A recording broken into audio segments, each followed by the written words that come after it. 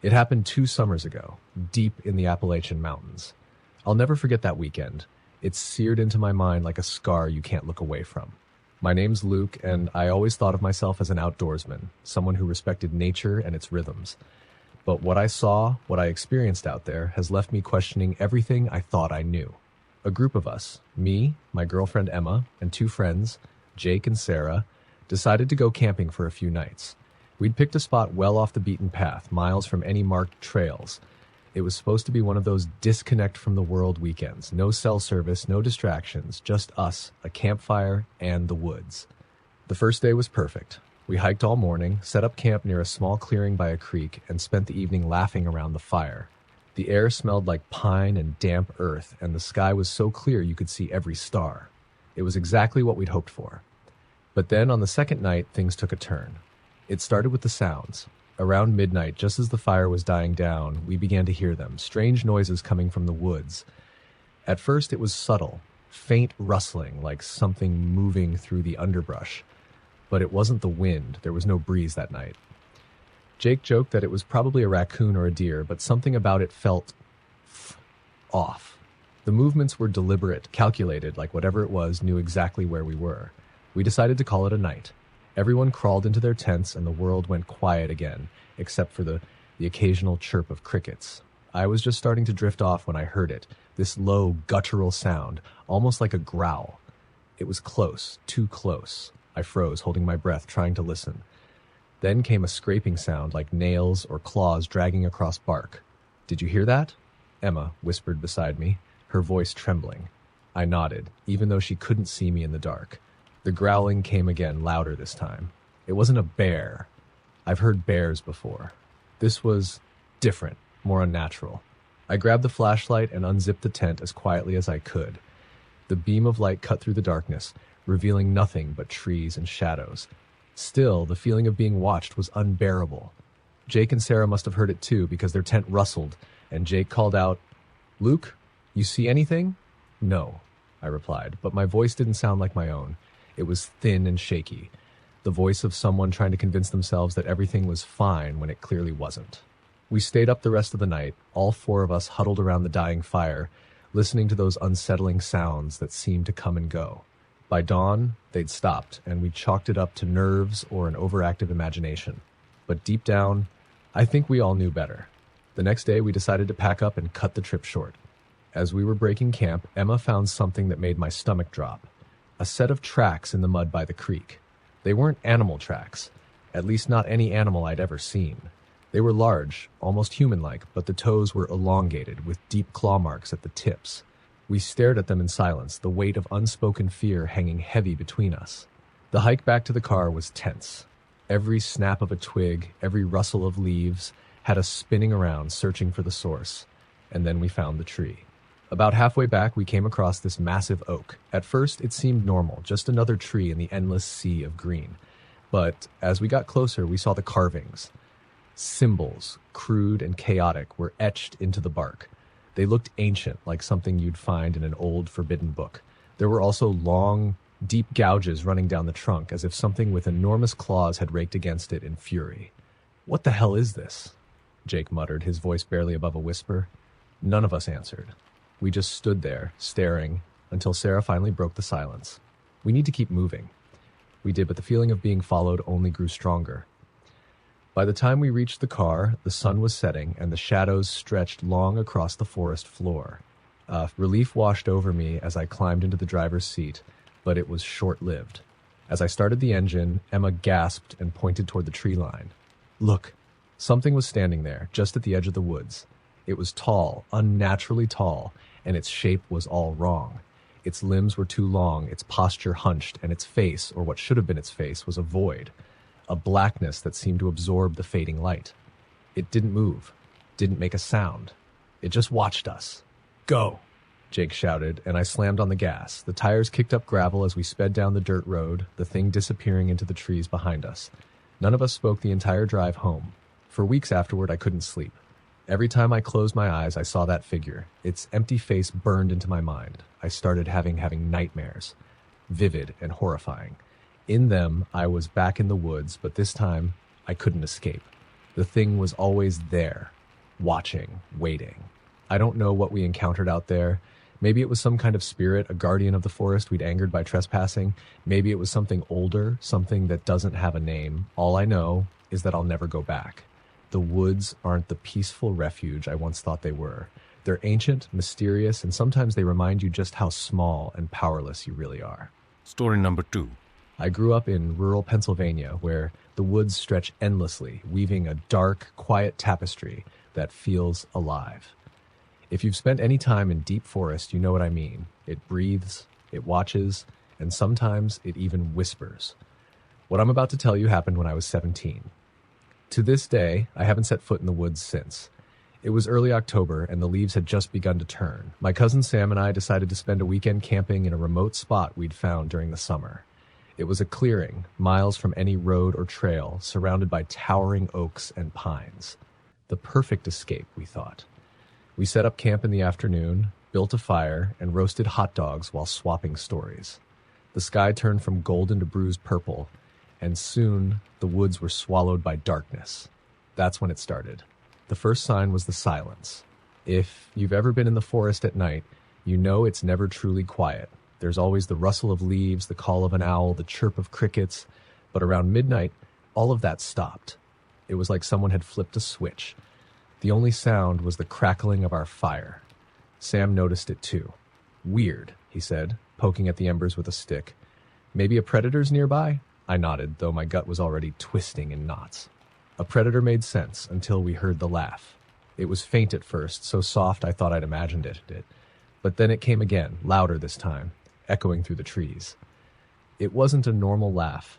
It was high-pitched and shrill, like the cackle of someone who's lost their mind. Sam froze, his stick hovering over the fire. "What the hell was that?" "I don't know," I whispered, scanning the darkened woods. The laugh came again, closer this time, and my skin prickled. Maybe it's just some kids messing around? At this hour? Sam's voice was low, almost a growl. He grabbed the flashlight and stood up. "Stay here." "No way," I said, grabbing my own flashlight. "We stick together." We ventured into the trees, the beams of our lights cutting through the inky blackness. The laughter kept coming, erratic and unpredictable, sometimes far off, sometimes alarmingly close. It seemed to circle us, moving impossibly fast. "Hello?" Sam called out. His voice sounded brave, but I could see his hand trembling. "If this is some kind of joke, it's not funny." No answer, just the laugh, now morphing into a series of whispers.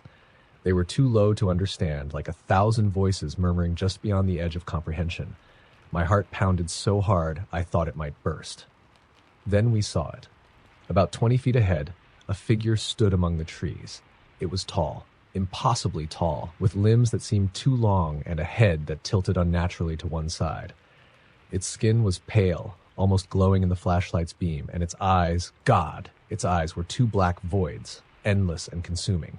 It didn't move. It just stared at us. "Run," I whispered, my voice barely audible. But Sam didn't move. His flashlight fell from his hand, hitting the ground with a dull thud. He was frozen, his face pale as death. The thing tilted its head further, as if studying him. Then it opened its mouth, or what should have been its mouth, and let out a sound I'll never forget. It wasn't a scream, not exactly. It was a chorus of screams, layered and distorted as if dozens of people were crying out in agony all at once. That snapped Sam out of his trance. He grabbed my arm, and we bolted back toward the campsite. The laughter and whispers followed us, weaving through the trees like a living thing. When we reached the fire, we didn't stop. We grabbed our gear and ran, leaving the tents and everything else behind. We didn't stop running until we reached the truck. Even then, as I fumbled with the keys, I could feel it watching us. The laughter echoed faintly in the distance as we sped away. The next morning, we returned with a couple of friends, armed with rifles and the kind of bravado that only daylight can bring. The campsite was exactly how we'd left it, except for one thing. The trees surrounding the clearing were covered in claw marks, deep and jagged, as if something enormous had raked its nails across them, and in the center of the campfire's ashes was a symbol burned into the ground, a circle with jagged lines radiating outward like some kind of twisted sun. None of us could explain it. We packed up what we could and left, vowing never to speak of it again. But I can't forget. Every night, I hear that laugh in my dreams, and sometimes, when I'm alone, I feel like something's watching me, waiting for the right moment to laugh again. Story number 3. I'll never forget the summer I spent with my uncle in the Pacific Northwest. He lived alone in a cabin deep in the woods, miles from the nearest town. It was supposed to be a quiet retreat, a way for me to get away from the chaos of the city. Instead, it became the most terrifying experience of my life. My uncle, Mark, was a rugged, no-nonsense kind of guy who had lived in those woods for over a decade. He'd always warned me about respecting the forest. Never stray too far from the trails, never leave food out, and most importantly, never ignore the signs. I thought he was being dramatic, but I quickly learned he wasn't. The first few days were uneventful. I spent my time hiking, fishing, and helping Mark with chores around the cabin. But on the fourth night, something happened that shattered the peace. It started with a smell, sharp and metallic, like blood. I noticed it just after sunset as I was sitting on the porch, enjoying the cool evening air. It was faint at first, but it grew stronger, almost overpowering.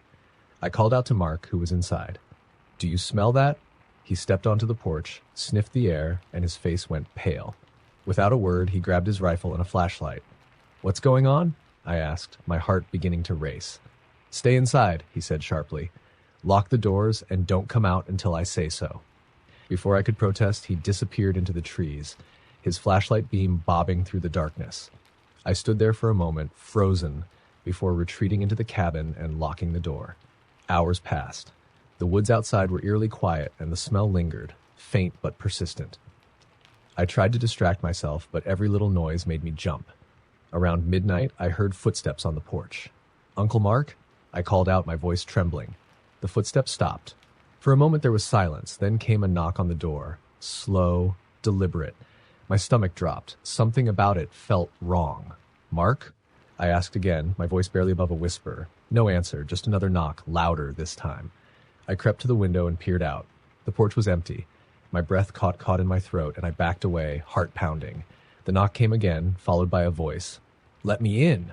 It sounded like Mark, but distorted, like a bad recording. The words were stretched and unnatural, each syllable drawn out.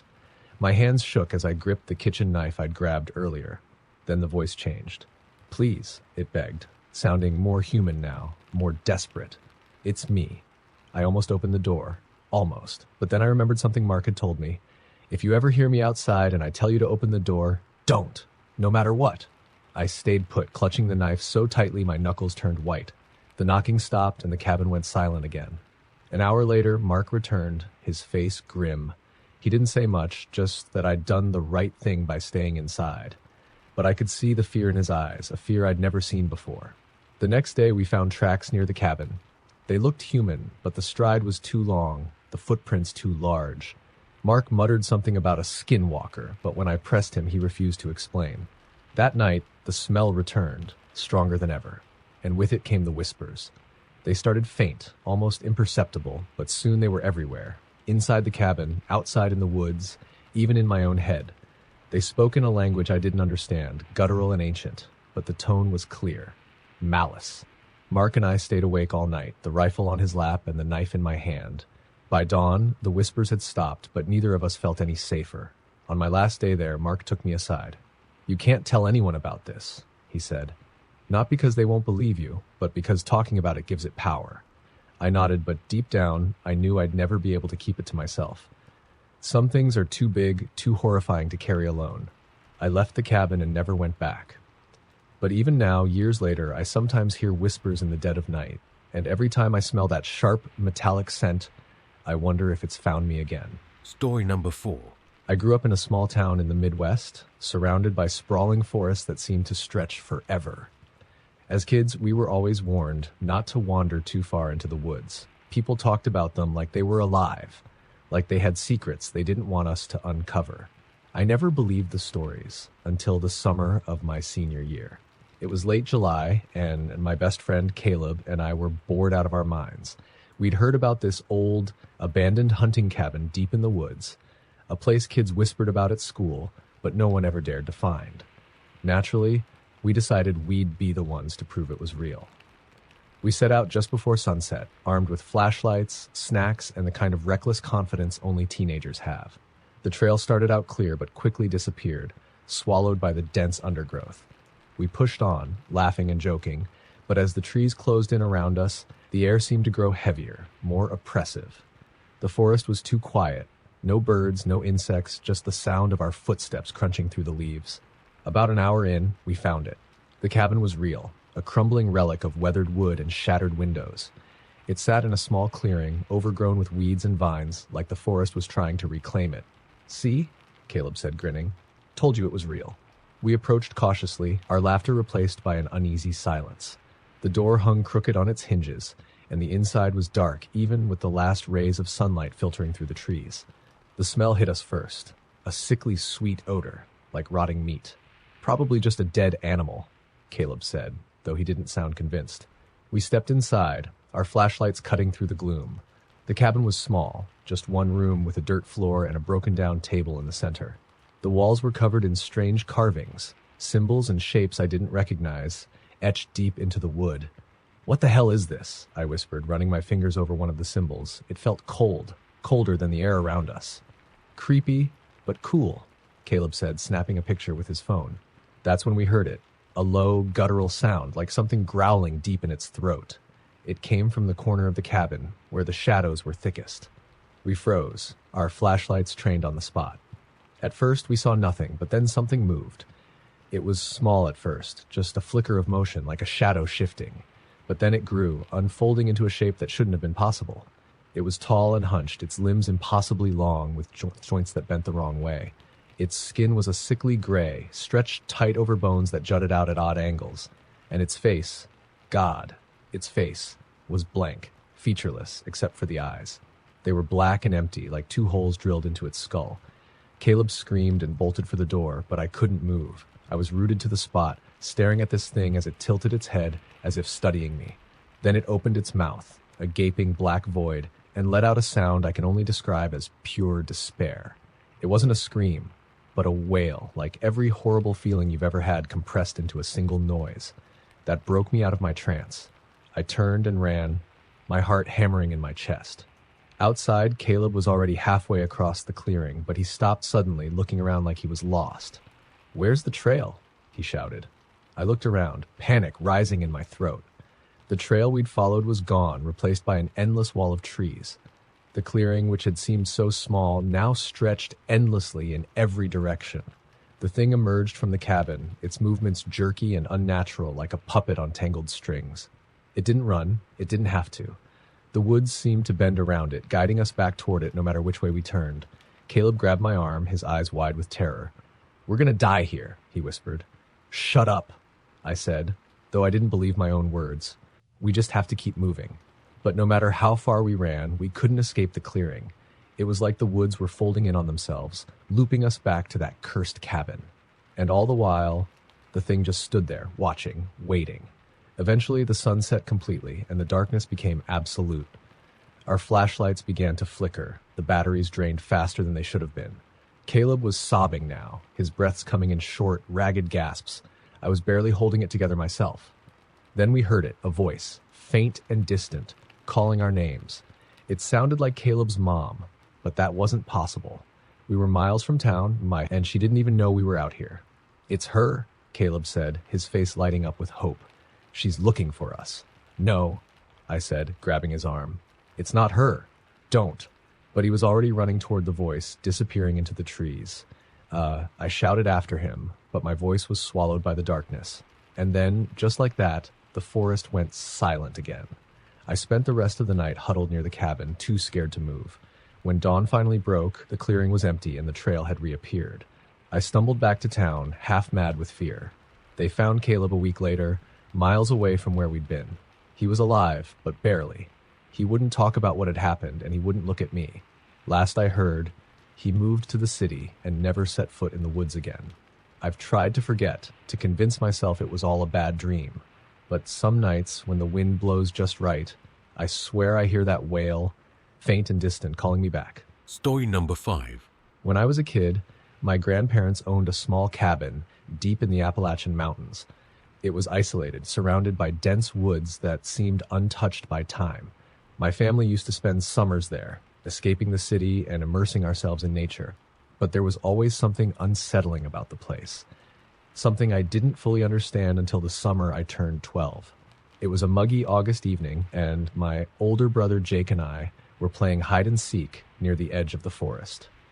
The cabin had a wide clearing around it, but the trees loomed just beyond, their branches intertwining to create a canopy that blocked out most of the light. Jake was it, and I'd hidden behind an old shed near the tree line. The air smelled of pine and damp earth, and the only sounds were the distant chirps of crickets and the rustling of leaves. I crouched there, listening for Jake's footsteps when I heard it, a soft, melodic humming. At first, I thought it was my brother trying to scare me, but the sound was too strange. It wasn't coming from one direction. It seemed to echo all around me, weaving through the trees. The hairs on my neck stood up. "Jake?" I whispered, stepping out from my hiding spot. No answer. The humming grew louder, almost beckoning, and before I realized what I was doing, I was walking toward it into the woods. The deeper I went, the darker it became. The air felt heavier, like it was pressing down on me, and the humming seemed to seep into my mind, drowning out my thoughts. I should have been scared, but I felt compelled, like I needed to find the source. After what felt like hours but was probably only minutes, I stumbled into a small clearing. At the center stood a massive oak tree, its gnarled branches reaching toward the sky like skeletal hands. Hanging from the branches were dozens of crude, handmade dolls, twigs bound together with twine with scraps of fabric for clothes. They swayed gently, though there was no breeze. The humming stopped. "Hello?" I called out, my voice trembling. For a moment, there was silence. Then, from behind the tree, a figure stepped into view. It was a woman, or at least it looked like one. Her face was pale and hollow, her eyes sunken and dark. Her hair hung in long, matted strands, and her lips were twisted into a crooked smile. She held one of the twig dolls in her hand, stroking it like it was alive. "You shouldn't be here," she said, her voice raspy and uneven. I froze, every instinct screaming at me to run, but my legs wouldn't move. She tilted her head, studying me, and then she extended the doll toward me. "Take it," she said. I shook my head, too terrified to speak. Her smile faded. "Take it," she repeated, her voice sharper now. The air around me seemed to vibrate, the shadows stretching and twisting.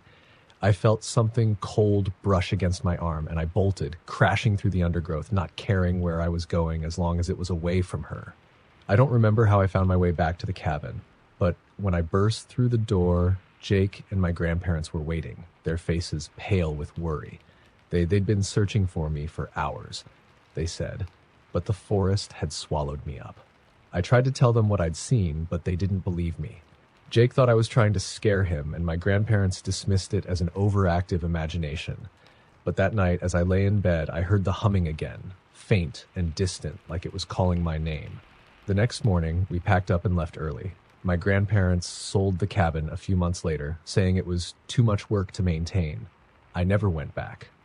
But sometimes, when I'm alone at night, I still hear that humming, and in the shadows, I swear I see her smile. Story number 6. I used to work as a park ranger in the Rocky Mountains, stationed at a remote outpost miles from the nearest town. It was a job I loved, even if it came with its fair share of isolation and eerie experiences. But nothing could have prepared me for the nightmare that unfolded one cold autumn night. The station was a small cabin equipped with the basics, a radio, a cot, and enough supplies to last a week.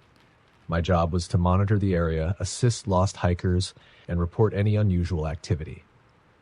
Most nights were quiet, just the sound of the wind and the occasional howl of a distant wolf. On this particular night, the wind was fierce, rattling the windows and whistling through the cracks in the cabin walls. I was reading by the light of a lantern when I heard the sound of static crackling on the radio. This wasn't unusual. Sometimes the wind caused interference. But then, beneath the static, I heard something else, a voice. At first, it was faint, almost drowned out by the static. I leaned closer, so adjusting the dial to clear the signal. The voice became clearer, and I realized it was a woman. "Help. Lost." Her words were broken, barely audible. "Can't find." I grabbed the radio. "This is Ranger Station 12. I hear you. Can you give me your location?" Silence. Then, "The woods. Please." The voice cut out completely. I grabbed my flashlight, rifle, and jacket and stepped outside. The wind bit at my skin as I scanned the tree line. If someone was lost out there, they wouldn't survive the night without help. The trail was dark, the trees swaying ominously in the wind. My flashlight cast long, shifting shadows that made it hard to tell what was real and what was my imagination. As I walked, I called out, "Hello! If you can hear me, shout back." No response, just the howl of the wind. But then, after what felt like an eternity, I saw it, a faint light flickering between the trees. It was too small to be a flashlight, more like the glow of a candle. "Hey!" I shouted, moving toward it. "I'm here to help." The light didn't move, it just hovered, flickering like a will-o'-the-wisp. I pushed through the underbrush, my boots crunching on fallen leaves until I reached the source. But there was nothing there, just an empty patch of forest. That's when I felt it.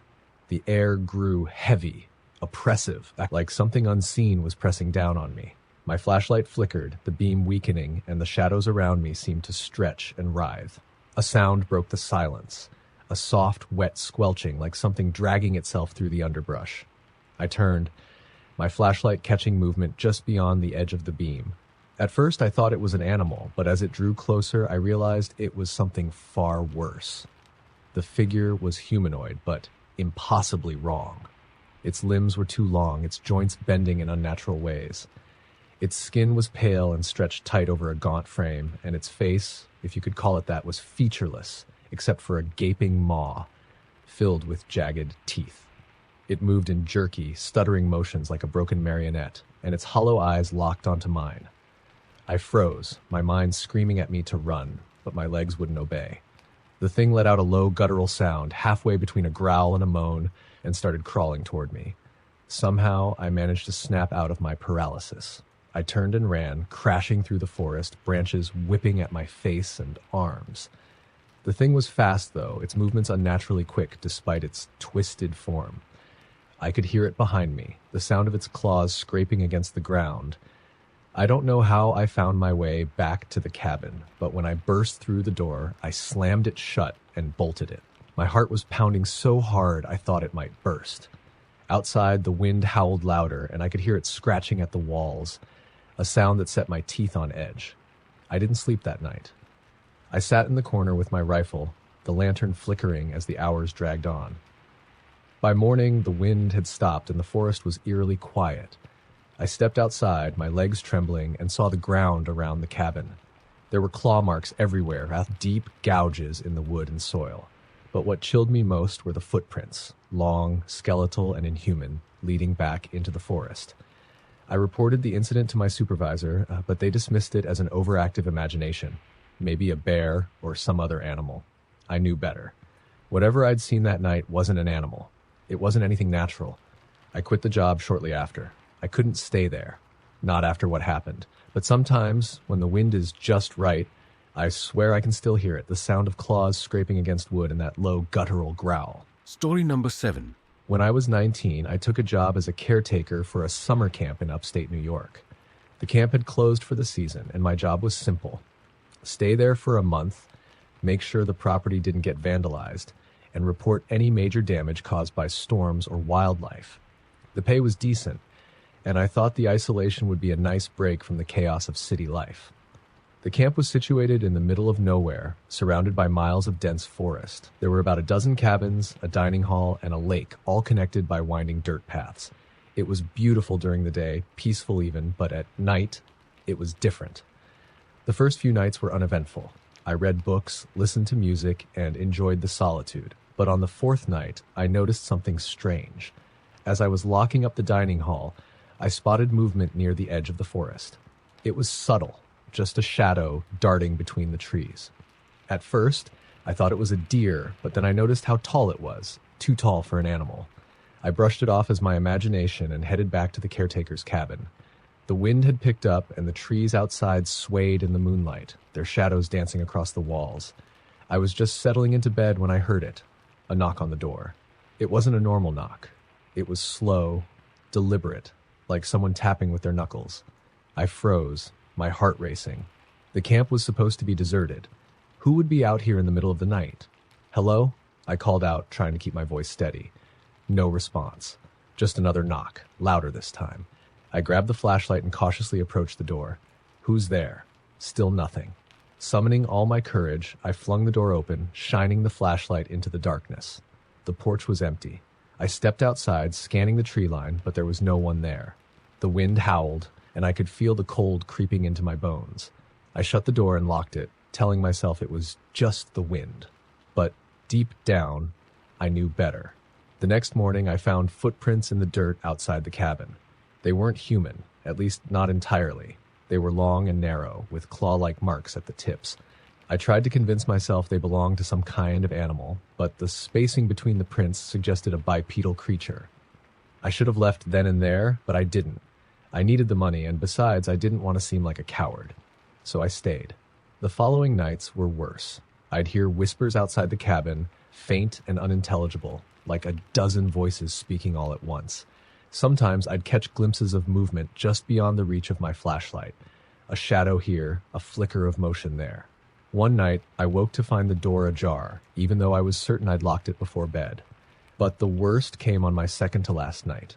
It was past midnight, and I was lying in bed, staring at the ceiling, unable to sleep. That's when I heard it, a low, guttural growl, so deep it seemed to vibrate through the floor.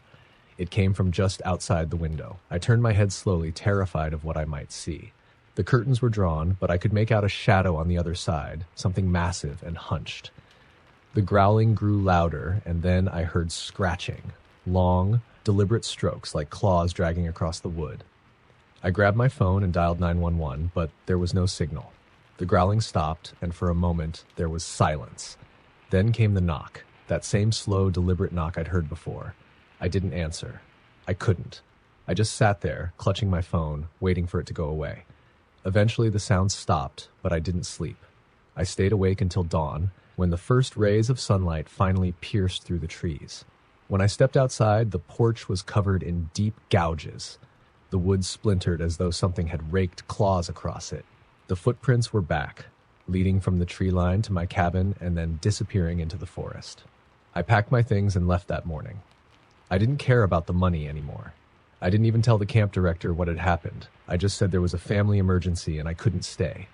To this day, I don't know what I saw or heard out there.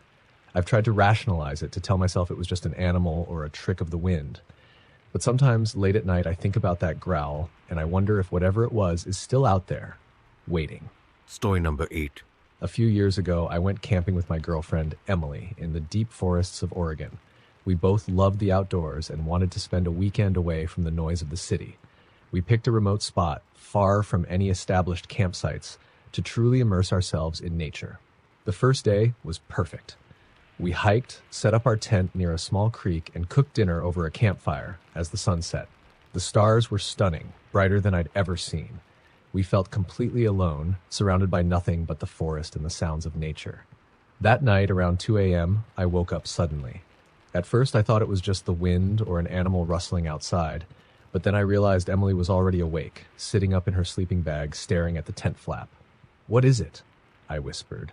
She put a finger to her lips, her eyes wide. "Listen," she mouthed. I strained to hear, and that's when I caught it. A faint, rhythmic tapping sound, like someone gently knocking on a tree. It was coming from deep in the woods, far enough that it wasn't immediately threatening, but close enough to be unsettling. "Probably just a woodpecker," I said, though I didn't believe it. The sound was too deliberate, too. Unnatural. Emily didn't respond. She just kept staring at the tent flap. After a few minutes, the tapping stopped. Relieved, I lay back down, but sleep didn't come easily. The next morning, we laughed it off. "Maybe Bigfoot was trying to say hi," I joked, trying to lighten the mood. Emily didn't laugh, but she seemed calmer as we spent the day exploring the area. That night, after dinner, the woods felt different. The usual sounds of crickets and owls were gone, replaced by an oppressive silence. Even the creek seemed quieter, its gentle babble muted. We tried to shake it off, but the unease lingered as we crawled into the tent. Around midnight, the tapping started again. This time, it was louder and closer. It wasn't just one tap. There were pauses between each knock, almost like a pattern. Emily grabbed my arm, her grip tight. "Do you hear it?" she whispered. "Yeah," I said, trying to sound braver than I felt. We sat there listening as the tapping moved closer. Then, suddenly, it stopped. The silence was deafening, and for a moment I thought maybe it was over. But then we heard something else, a low, guttural breathing, right outside the tent. Emily gasped, clapping a hand over her mouth. I grabbed the flashlight, my hands shaking, and shone it at the tent wall. The beam illuminated a vague silhouette, a tall, hunched figure standing just feet away. Its shape was wrong, its limbs too long, its head cocked at an unnatural angle. "Who's there?" I shouted, trying to sound authoritative. "We're armed." It was a lie, but I hoped it would scare whoever or whatever. It was. The breathing stopped. For a long moment, there was silence. Then, slowly, the figure moved away, disappearing into the darkness. We sat frozen, too terrified to move, until dawn finally broke. When we stepped outside, the campsite looked normal at first glance, but then we saw the trees around us. Each one was marked with deep, deliberate scratches, like someone or something had carved into the bark with claws. And in the dirt around the tent were footprints, huge and inhuman, circling the camp. We didn't pack. We didn't eat. We just grabbed our gear and ran. The whole way back to the car, I felt like we were being watched. Emily refused to speak, her face pale and tense. We never reported what happened. Who would believe us? To this day, I don't know what we encountered out there, but I've never gone camping since. And sometimes, in the dead of night, I think I can still hear that tapping, faint and distant, like it's waiting for me to come back. Story number 9. It was a cold October night when I decided to take a solo road trip through the Midwest. I had always loved driving through the quiet back roads, where the only light came from my car's headlights and the moon. That night, I was cutting through a particularly desolate stretch of countryside, a place where the trees on either side of the road seemed to close in, their branches clawing at the sky. Around 11 p.m., I realized I was running low on gas. My GPS showed the nearest station was about 15 miles away, but I wasn't sure I'd make it. I decided to take a chance and pulled off onto a dirt road, hoping to find a farmhouse or a small gas station hidden in the woods. The road wound deeper into the forest, and the further I drove, the more oppressive the air felt. There were no signs of life. No houses, no lights, nothing but trees. I was starting to regret my decision when my headlights caught something up ahead, a small wooden sign nailed to a tree. Cairnwood Gas and Rest. Relieved, I followed the arrow on the sign, turning onto an even narrower path. After a few minutes, I saw it, a dilapidated gas station with a single pump and a small building beside it. The place looked abandoned, but the faint glow of a flickering neon open sign gave me hope. I parked and stepped out of the car. The air was bitterly cold, and the night was unnaturally quiet. Even the crickets were silent. As I approached the building, I noticed the windows were caked with grime, and the wood of the structure was warped and weathered. Inside, a bell above the door jingled weakly as I entered. The interior was dimly lit, with shelves of dusty snacks and expired cans lining the walls. Behind the counter stood an old man with a gaunt face and milky eyes. His expression was vacant, but he nodded as I approached. "Need gas," I said, trying to sound casual. His gaze seemed to pierce through me, but he didn't respond. Instead, he reached under the counter and pulled out an old metal key. "Pump's outside," he rasped, his voice dry and cracked. I took the key and headed back to the pump, unnerved but eager to leave. As I filled the tank, I noticed something strange. The forest around the station seemed wrong. The trees were twisted and gnarled, their branches forming shapes that resembled faces, horrified, screaming faces. Then I heard it, a faint whispering, just at the edge of my hearing. At first, I thought it was the wind, but the whispers grew louder, more distinct. It wasn't just one voice. It was many, overlapping and urgent, speaking in a language I didn't recognize. I finished pumping gas as quickly as I could, but when I turned to head back inside to return the key, the door was open. The old man was gone. I froze, my heart racing. The whispers had stopped, replaced by an oppressive silence. I glanced around, the dim glow of my car's headlights offering little comfort. That's when I saw it, a shadow moving between the trees. It was tall and impossibly thin, its movements jerky and unnatural. I bolted for my car, dropping the key in the process. I didn't care. I jumped into the driver's seat and slammed the door, fumbling to start the engine. Just as the car roared to life, something hit the back window. A handprint, long and spindly, with fingers that stretched too far to be human. I floored the gas pedal, speeding back down the dirt road. The forest seemed to close in around me, the trees almost leaning toward the car. In my rearview mirror, I caught glimpses of the shadow, keeping pace with me, its hollow eyes glowing faintly in the darkness. When I finally reached the main road, I didn't stop. I drove until the sun rose, not daring to look in the mirror again. It wasn't until I reached a town hours later that I realized my phone was missing and my wallet had been in the pocket of my jacket. left behind in my haste. The police didn't believe me when I reported the gas station. They said no such place existed on the maps, and when I retraced my route later, the dirt road was gone, swallowed by the forest. I don't drive back roads anymore, and every now and then, when I'm alone at night, I hear faint whispers, like something trying to remind me of what it took that night in the woods. Story number 10. I used to work as a delivery driver for a medical supply company, often taking late-night routes through rural areas. It was a quiet job, long stretches of dark roads, the occasional roadside diner, and the hum of my van's engine keeping me company. But one delivery route in Pennsylvania changed everything for me. It was late, probably close to midnight, when I realized I was lost. My GPS kept rerouting, confused by the patchwork of back roads and dense forest. I'd taken a wrong turn somewhere, and my phone had no signal. I pulled over to check my map, cursing myself for not printing directions earlier. That's when I noticed the light, a faint glow in the distance, deep within the trees. It was odd, but I thought it might be a farmhouse or a small cabin where I could ask for directions. Desperate, I turned onto a narrow dirt road leading toward it. The road was rough, barely wide enough for my van, and the trees on either side were so thick they felt like walls. The light grew brighter as I drove, flickering like fire. Eventually, I reached a clearing, and what I saw made my stomach drop. In the center of the clearing stood a massive ancient tree with gnarled roots and branches that twisted like skeletal fingers.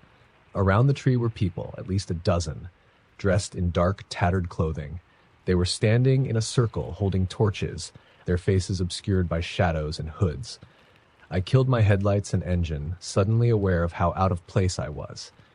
My gut told me to turn around, but curiosity, or stupidity, kept me frozen. I watched as the group began to chant in low, guttural voices, a language I didn't recognize. The sound was unnatural, almost mechanical, like it was being forced through their throats. Then one of them stepped forward, holding what looked like a crude wooden effigy. They raised it high, and the chanting grew louder, more frantic. The air felt heavier, pressing down on me, and I swear I could feel the vibration of their voices in my bones. What happened next made my blood run cold. The ground beneath the tree began to move, the roots writhing like living things. A shape emerged, a tall, impossibly thin figure, its body a mass of shadows and twisting branches. It had no face, just a void where its features should have been. The group fell silent, bowing as the figure stretched its limbs, its form blending with the darkness around it. I didn't wait to see more. I threw the van into reverse, my tires spinning in the dirt as I backed out onto the road. The noise must have alerted them because the chanting started again, louder and more urgent.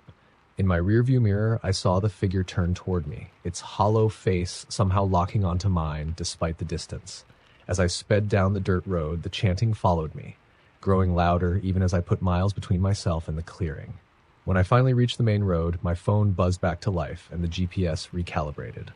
I didn't stop driving until I reached the safety of the city. For days after, I couldn't shake the feeling of being watched. My sleep was plagued by nightmares of that faceless figure and the writhing roots of the tree. I reported what I saw to the police, but they dismissed it as a misunderstanding, claiming I'd probably stumbled upon some eccentric locals. I quit the job not long after. Every so often, I think about taking that route again, just to see if the clearing is still there. But then I remember the chanting, the impossible figure, and the way it seemed to follow me long after I left. Some things are better left in the dark.